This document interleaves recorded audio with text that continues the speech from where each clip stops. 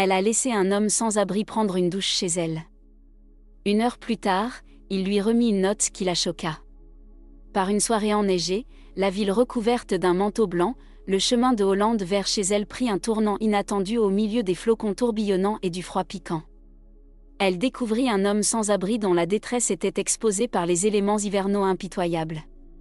Sa silhouette, recroquevillée et presque invisible contre la neige, témoignait silencieusement de nuits innombrables passées dans l'étreinte impitoyable du froid. Hollande, animée d'une profonde compassion percée à travers l'air glacial, fit une pause.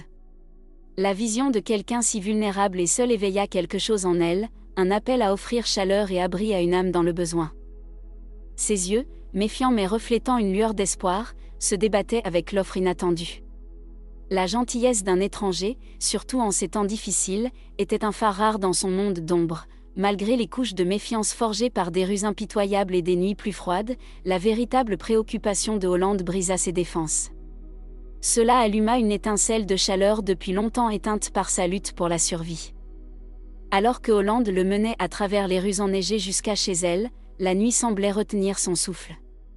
2 chemins convergèrent dans un moment de connexion humaine, le geste d'ouvrir sa maison marqua le début d'une nuit extraordinaire. Pour Hollande, c'était un acte d'empathie, pour lui, c'était une bouée jetée à travers la froide séparation de l'indifférence, le tirant vers un refuge dont il n'avait osé rêver. Ensemble, ils entrèrent dans la chaleur, laissant la neige et ses chuchotements derrière eux, entamant un voyage de découverte et d'humanité partagée. Alors qu'Hollande et lui franchissaient le seuil de sa maison chaleureuse, le contraste avec le monde froid dehors ne pouvait être plus frappant. Avec une douce insistance, elle le conduisit vers une salle de bain où des vêtements et des articles de soins personnels l'attendaient, des offrandes simples qui semblaient être des trésors déterrés après une longue famine. La vapeur de la douche chaude remplissait la pièce, un rideau brumeux qui semblait le séparer de son passé, ne serait-ce que pour un moment, la chaleur l'enveloppa, un baume apaisant pour sa peau fatiguée et son âme lasse. Pour la première fois depuis une éternité, il pouvait sentir la crasse et le froid disparaître couche par couche. Pendant ce temps, dans la cuisine, Hollande se déplaçait avec détermination, préparant habilement un repas.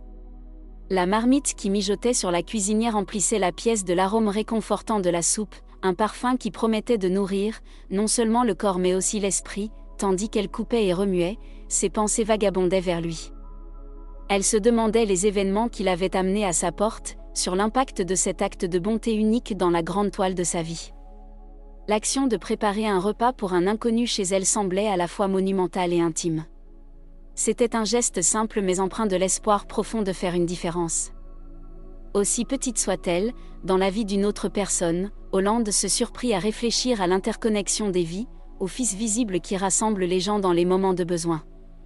Alors que la cuisine se réchauffait avec la chaleur du poêle et la promesse d'humanité partagée, elle réalisa que cette nuit pourrait bien les changer tous les deux de manière inattendue. L'air dans le salon d'Hollande était lourd d'anticipation et de chaleur de la cuisine où un repas mijotait sur la cuisinière. Le parfum des épices se mêlait à la fragrance propre et nette du savon, marquant la transformation de son invité inattendu. Il sortit de la salle de bain, ses pas hésitants mais sa posture indéniablement plus légère, comme si la douche chaude avait effacé plus que la crasse des rues. Hollande se tourna pour le saluer, ses mots de bienvenue s'arrêtant dans sa gorge. L'homme devant elle était familier mais tellement changé que, pendant un moment, elle ne put que le regarder dans un silence stupéfait. Dans sa main, il tenait une note, froissée et usée d'avoir été serrée fort. La curiosité d'Hollande s'intensifia en remarquant les bords d'une photographie qui pointait à l'extérieur. « Qu'est-ce que c'est » demanda-t-elle, sa voix murmurant contre le fond de son cœur battant. Il hésita, ses yeux verrouillés sur les siens avec une intensité qui faisait paraître la pièce plus petite, plus intime. « C'est un morceau de mon passé », dit-il, sa voix rauque d'émotion. Lentement, il lui tendit la note, révélant non pas des mots, mais une photographie. Le souffle de Hollande se coupa lorsqu'elle la prit, ses doigts tremblants. L'image était douloureusement familière, une version plus jeune d'elle-même souriait, capturée dans un moment de joie depuis longtemps oublié. La réalisation la percuta comme une vague déferlante, la laissant chancelante. « Comment » commença-t-elle, son regard se relevant pour rencontrer le sien. La question resta en suspens dans l'air alors que, poussée par un élan soudain, elle insista, « S'il te plaît, rase ta barbe. J'ai besoin de voir. » La demande était étrange, mais il obéit, animé par une confiance en elle qu'il ne comprenait pas tout à fait lui-même. À son retour, la transformation était saisissante. Disparu était l'extérieur rugueux et négligé, révélant un visage qui reflétait le sien de manière à déchirer son cœur. David, son frère, son jumeau, le nom murmura dans son esprit un fantôme du passé soudainement devenu cher. Les larmes jaillirent aux yeux de Holland lorsqu'ils s'étreignirent, un flot d'émotions les submergeant tous les deux. Joie, incrédulité et un profond sentiment d'accomplissement les enveloppèrent alors qu'ils se tenaient. Les années de séparation se dissipèrent dans la chaleur de leur retrouvailles. La voix de David était épaisse de larmes lorsqu'il chuchota son nom, chaque syllabe témoignant des années passées perdues, non seulement dans le monde mais en lui-même. Assis entouré de la familiarité réconfortante du salon de Holland, David commença à parler. Avec chaque mot, les morceaux de sa mémoire brisée trouvèrent leur place. Il parla de l'accident qui l'avait arraché à sa vie, de se réveiller dans un monde où son identité était aussi absente que les souvenirs qui auraient dû la remplir. Il parla des rues qui étaient devenues son chez-lui, du désespoir et de la survie, et du miracle qu'avait été Holland en le découvrant cette nuit enneigée. La conversation tissa une tapisserie de pertes, de résilience et du lien indestructible de la famille. Avec chaque souvenir partagé, le passé de David se solidifiait, comblant le fossé que l'amnésie avait creusé entre eux. La photo, un lien fortuit avec sa vie antérieure, était devenue la clé pour ouvrir la porte de son identité et retrouver la sœur qu'il avait perdue mais qu'il avait maintenant retrouvée. À ce moment-là, alors qu'ils se tenaient l'un l'autre, le monde extérieur s'effaça. Tout ce qui resta fut l'incroyable vérité qui les avait réunis contre toute attente. À travers les détours du destin et la cruauté du temps, ils s'étaient retrouvés à nouveau dans l'étreinte douce de l'aube. Holland et David étaient assis côte à côte, leur conversation errant à travers les années perdues.